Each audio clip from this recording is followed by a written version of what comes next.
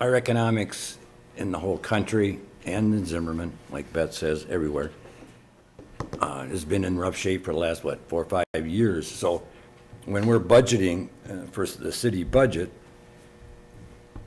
if things are in a positive note, you get some property value increases, of which then creates a little extra revenue. So, okay, Dave says, geez, we need a new truck, or we got to blacktop this street, or we got to do this, or like Ronnie says, we got a major issue around Lake Fremont. We're talking millions of dollars, you know, chicken feed there.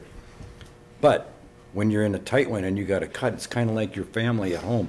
Oh, geez, it sure would be nice to get this for the kids. Well, the money isn't there. The same for us is, can we touch up some infrastructure? Can we do this with this?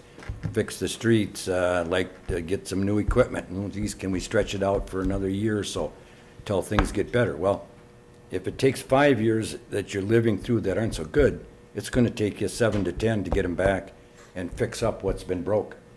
So to look at a 4-year picture with this, as long as it's been bad, 4 years is going to engulf trying to catch up with what you sacrificed to your community because you didn't have the money to do it. It's kind of like your family at home. So to say 4 years, and if God willing we don't have no major problem on Lake Fremont, we'll probably get it, could catch up maybe in 7 to 10. But if that happens over there, that's a whole other crisis. Thank you very much, Mayor. Councilman Laney, please. You know, the day I filed to run for mayor, I was like, what do I do next?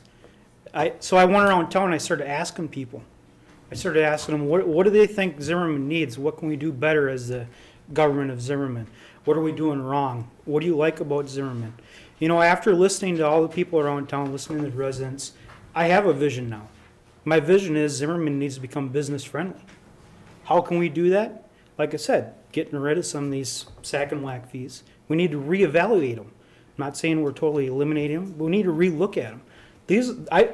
I seriously think this is the reason why businesses aren't coming to town. How can you pay off $100,000 when you're selling a burger for $1? How many burgers do you have to sell to pay off $100,000?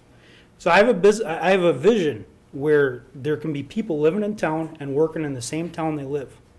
Kids, when they grow up, they have beautiful parks to play in, but then when they reach the age of teenage years, they can gain experience, job force experience. Now they have a inspiration to actually create jobs in the town that they love to live in.